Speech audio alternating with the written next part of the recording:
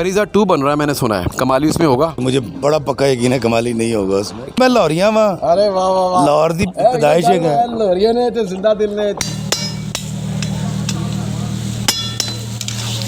यहाँ पे शनवारी कढ़ाई बन रही है, सुलेमानी कढ़ाई बन रही है और इफ्तिखार रफ़ी साहब भी हमारे साथ मौजूद है। वो टेबल पे है, हमारी कढ़ाई लगता है तैयार होकर वहाँ पहुँचने वाली है। और अभी हमने कौन सी कढ़ाई खानी भाई? अभी तुम्हारा कढ़ाई शनवारी, ये है सुलेमानी, हरी मिर्च और अदरक। क्या वजह है, क्यों लोग आपसे आप ड्रामा नहीं लिखवा रहे, एक्टिंग नहीं करवा रहे? मैं सब स्टैंडर्ड लिखने वाला हूँ, घटिया एक्टिंग करने वाला हूँ, इसलिए नहीं लिखवा रहा। मेरे बच्चे अगर इस फील्ड में आए तो मैं उनको जूते मारूंगा। एक्टिंग के फील्ड में लोग एक दूसरे को बाईपास करते हैं, कट करवा देते हैं। कभी आपके साथ कुछ ऐसा हुआ है? खुदा और मोहब्बत में वो जो वाइंड अप में जिस मज़ार पे हीरो जाता है वो रोल मेरा था। एक साहब ने मुझे, डायरेक्टर उनका दोस्त था, कट करवाया और वो साजिश मेरे खिलाफ की। उन पावे करोड़ा रुपया देन तो नहीं लिखा मैं। फनकार को, एक लिखारी को, एक अदीब को मैंने उसका गला घोटा, एक दिन फांसी लगाई उसको। मैं कहा बासी यार, आपने कत्ल कर दिया फनकार का।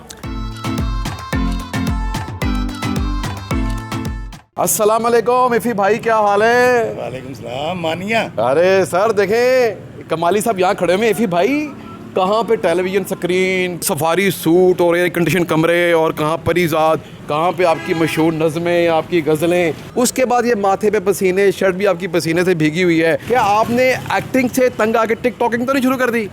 नहीं, ऐसा है कि एक्टिंग तो मुझे ऑफर ही नहीं हुई उसके बाद, कमाली के बाद। और लिखने के लिए भी पिछले 5 साल से कोई काम नहीं है।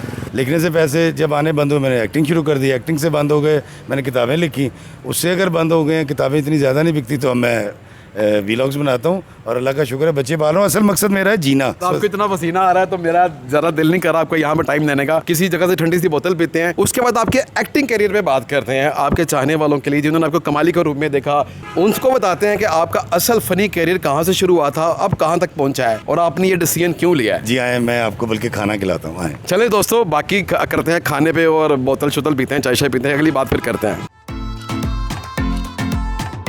ये दोस्तों इफ़ी भाई के साथ मौजूद हैं यहाँ पर।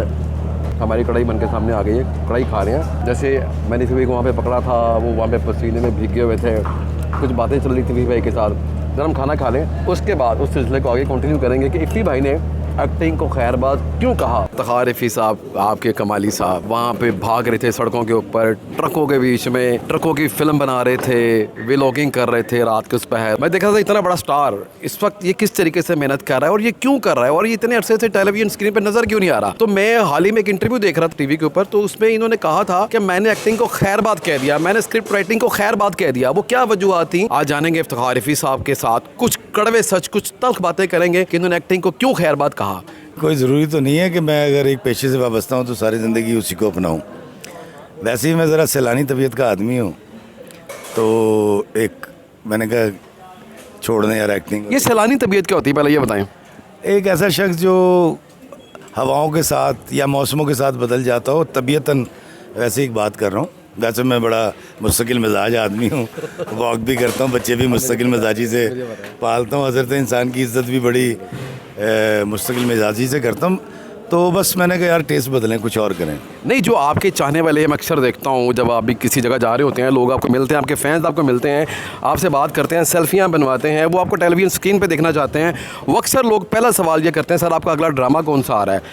तो यहाँ पर क्या फ़ील होता है आपको? यार देखें मानिया, बात दरअसल ये है, मुझ पर जो फ़र्ज़ है वो है कि मैंने अपने ख़ानदान की किफ़ालत करनी है, बच्चे पालने। अब उसके लिए मुझे तिक्के बेचने पड़े, उसके लिए मुझे रेडी लगानी पड़े,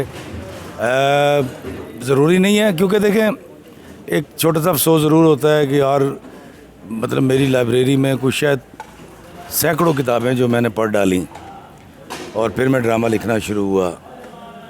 एक्टिंग में मुझे 28 साल लगे कमाली करने में, लेकिन नागन मेरा आखिरी ड्रामा था और मेरा घर जो चलता है वो ड्रामा लिखने से चलता है। अब आप मुझे बताइए कि अगर 5 साल हो गए नागन लिखे हुए तो मैं कब तक बर्दाश्त करता। और एक्टिंग में तो पैसे इतने कम मिलते हैं और वो भी 5 साल में 2-3 रोल किए छोटे छोटे से, तो जिसमें कमाली एक बड़ा अल्लाह ताला ने अता कर दिया। अदरवाइज़ अब मैं कितना वेट कर सकता था। तो एक फ़नकार को, एक लिखारी को, एक अदीब को मैंने उसका गला घोटा, एक दिन फांसी लगाई उसको। मैं कहा बासी यार, क्योंकि बच्चे पाल। आपने कत्ल कर दिया अपने अंदर के फनकार का? हाँ, मैंने ज़रा से उसका गला दबा दिया। आपने ज़्यादती नहीं की उसके साथ? नहीं, ज़्यादती तो मेरे साथ नहीं हुई, ज़्यादती तो कौम के साथ हुई है, जिसके लिए अब मैं लिखूंगा नहीं और एक्टिंग नहीं करूंगा। ये जो फनकार होता है ये अवतार होता है, आप कह सकते हैं इसको अल्लाह ताला देकर भेजता है। तो आपको वो आगे डिलीवर नहीं करना चाहिए दोबारा से? किसको करूं सर? क्या वजह है, क्यों लोग आपसे अब ड्रामा नहीं लिखवा रहे, एक्टिंग नहीं करवा रहे? मैं सब स्टैंडर्ड लिखने वाला हूँ, घटिया एक्टिंग करने वाला हूँ, इसलिए नहीं लिखवा रहे। कोई नेपोटिज्म आपको लगता है, जैसे तमाम इंडस्ट्रीज़ में एक नेपोटिज्म होता है, अपने करीबी लोगों को नवाज देते हैं, कोई ग्रुपिंग होती है, कोई ऐसी चीज़ भी आपको लगती है कि हमारी इंडस्ट्री में भी कुछ ऐसा है? देखिए जी, अकरबा परवरी तो बड़ी अच्छी चीज़ है, होनी चाहिए, और मैं नहीं कहूँगा नेपोटिज्म है। उसकी वजह मैं आपको बताता हूँ। मेरा मकसद है जीना और ख़ुशी के साथ जीना। मैं खुशी से जीना चाहता हूँ।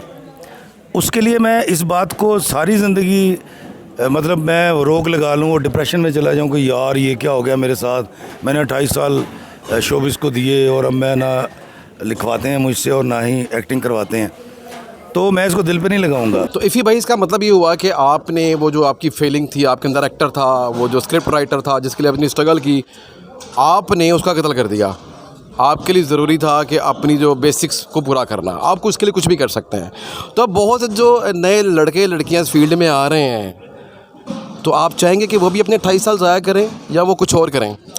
देखिए जी, मैं उनको तो कुछ नहीं कहूँगा। मेरे बच्चे अगर इस फील्ड में आए तो मैं उनको जूते मारूँगा, और मैं चाहूँगा कि वो एक बर्गर की रेडी लगाएं, और जिस बिल्डिंग के आगे लगाएंगे 10 साल के बाद वो बिल्डिंग भी ख़रीद लेंगे।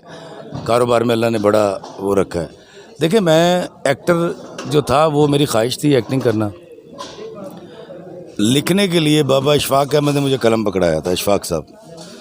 फिर बाबा जी मेरे उस्ताद रहे लिखने में, और दूसरी तरफ से डॉक्टर अनवर सज्जाद साहब। तो क्या आपने इशफाक साहब का कलम तोड़ दिया? किसी दिन मैं नहीं, वो कलम दिमाग में चलता रहेगा और कुछ ना कुछ शायद किताब की सूरत में लिखता रहूं। या वो वीडियो की सूरत में आप कलम को वो प्रेजेंट कर रहे हैं?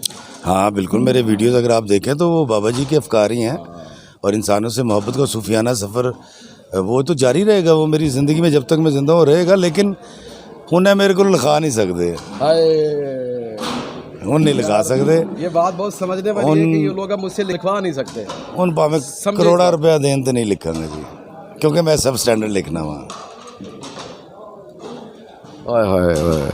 दोस्तों, इसके बाद इस टॉपिक पे मैं मज़ीद बात आगे नहीं कर सकता, क्योंकि उन्होंने एक बहुत बड़ी बात कर दी है। मुझे करोड़ों रुपया भी देना तो अब ये मुझसे ड्रामा नहीं लिखवा सकते। एक्टिंग कर लेंगे आप? नहीं, बिल्कुल नहीं। एक्टिंग भी नहीं करेंगे इफ्तिखार रफ़ी साहब आज के बाद? परिज़ा 2 बन रहा है, मैंने सुना है।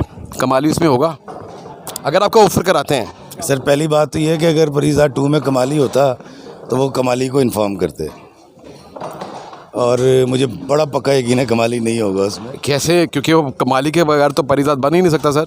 नहीं, वो तो कहानी ख़त्म होगी ना। अब तो परिज़ात की आगे कोई कहानी बनाएंगे ना। परिज़ात लास्ट एपिसोड में कमाल ही तो इन्फॉर्म करता है उसको सारा कुछ। करता है, वो करेक्टर था, ख़त्म हो गया। आपको लगता है कि अगर नहीं, सपोज अगर वो आपको कहते हैं जी कि हमारे ड्रामे का मसला है, हमारा ड्रामा डैमेज होगा अगर आप नहीं होंगे, तो आप सेक्रीफाइस करेंगे? सर, वो कभी भी नहीं कहेंगे। अगर सपोज कहते हैं, सेठ का काम नहीं रुकता, ये याद रखिएगा। ये तो आप जैसे मोहब्बत करने वाले यहाँ जो अभी वेटर और यहाँ जो दोस्त मेरे साथ सेल्फियाँ बनवा रहे थे, ये तो इनकी मोहब्बतें हैं। सेठ जो है ना, ये बड़ा, सेठ को जब आपकी ज़रूरत नहीं होती ना तो गेट कीपर आपको कहता है गन मैन के भाजी चाबी दे दो गड्डी दी, तुसी अंदर नहीं जा सकते, तो सानू फायर करता गया। आप किसकी बात कर रहे हैं यार? मैं को बेवकूफ़ हूँ, मैं लाहौरिया वहाँ। अरे वाह वाह वाह, लाहौर दी पैदाइश है। लाहौरिया ने तो जिंदा दिल ने तो वो कहते हैं कोई मसला नहीं, मैंने एक्टिंग करनी है, मैं स्क्रिप्ट राइटिंग करनी है, मैं पैसे कमाने ने मैं व्लॉगिंग करके कमा लाऊंगा, हलाल दे पैसे। लड़के लड़कियां कांटेक्ट करते हैं, उनको एक्टिंग का जुनून होता है, कोई एक उनको रिलैक्स करने के लिए कोई एक बात कर दे उनके लिए, क्योंकि ये इंटरव्यू देख के वो तो मुझे लगता है डिस्करेज होंगे। देखिए, हमारे पास बहुत सारी एप्लीकेशंस आ गई हैं, यूट्यूब है, फेसबुक है, टिकटॉक है, जहाँ से आप अर्निंग कर सकते हैं और अपना टैलेंट दिखा सकते हैं। तो खुदारा वहाँ जाइए।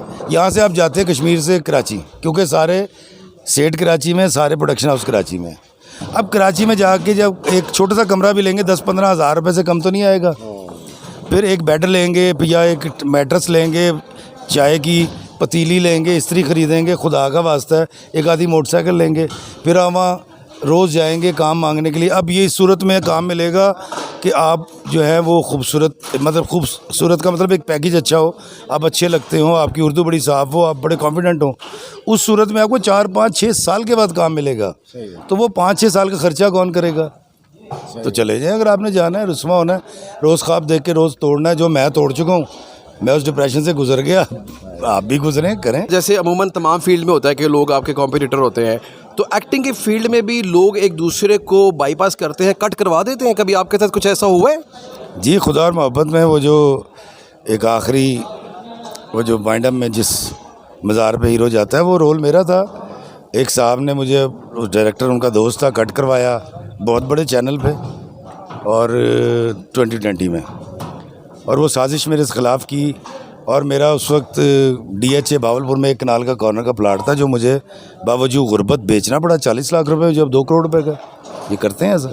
तो ऐसे लोग जो आपको कट करवा देते हैं, आपका हक मार लेते हैं, ऐसे लोगों के लिए आपने एक शायरी भी की हुई है बड़ी कमाल की, तो क्या कहेंगे ऐसे लोगों के लिए? ऐसे लोगों के लिए तो मैं ये कहूँगा कि हासिद है, बदगुमान है, तकलीफ़ में है वो।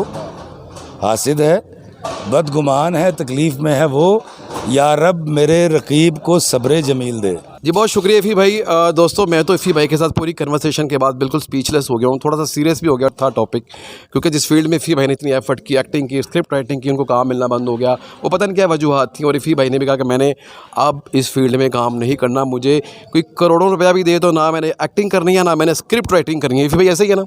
मैं ड्रामे में ना ड्रामा लिखूंगा, ना ड्रामे में काम करूंगा। तो उन्होंने कहा कि मैंने काम नहीं करना, और पिछले 4-5 साल से फिर भाई काम उस तरीके से नहीं कर रहे थे जिस तरीके से उन्होंने स्क्रिप्ट राइटिंग कर रहे थे, वाले ड्रामा कर रहे थे। कमाली के अलावा आपने कुछ नहीं किया। तो डेफिनेटली उन्होंने अपने घर भी पालना है, बच्चे भी पालने हैं, और एक लाइफ स्टाइल जो उनका है उसको भी मेंटेन करना है। तो जो मुझे मोटिवेशन मिल रही है इनकी पूरी कन्वर्सेशन के बाद, अगर किसी फील्ड के अंदर आपकी कोई बात नहीं बन रही, आपके साथ ज़्यादती हो रही है, आपको लगता है कि आपके साथ ज़्यादती हो रही है, लोग आपको काम नहीं दे रहे, तो उसी फील्ड में अटके मत रहिए, टिके मत रहिए, अपने ट्रैक को चेंज कर लीजिए, किसी दूसरे ट्रैक में जाइए और वहाँ अपना नाम बनाइए, वहाँ पैसे कमाइए। जिस तरीके से इफ्तिखार रफ़ी साहब एक्टिंग छोड़ के, स्क्रिप्ट राइटिंग छोड़ के व्लॉगिंग की तरफ आ गए हैं, तो बता रहे कि पिछले महीने उनको 7 लाख रुपया है एक महीने में। इफ़ी भाई बड़ी बात है, और अगर ये ट्रैक चेंज ना करते, वहीं अटके रहते, तो आज कुछ भी ना होता। तो ये सबके लिए मोटिवेशन है, अपना ट्रैक चेंज कीजिए, खुश रहिए। मैं लोगों से मोहब्बत में आना छोड़ देता हूँ। जी, वो ऐसे है कि मैं लोगों से मोहब्बत में अनाएँ छोड़ देता हूँ, वफ़ाएँ याद रखता हूँ, जफ़ाएँ छोड़ देता हूँ, खुले रखता हूँ दिल के रास्ते, नाराज़ लोगों पे मैं वापस आने वालों की ख़ताएँ छोड़ देता हूँ।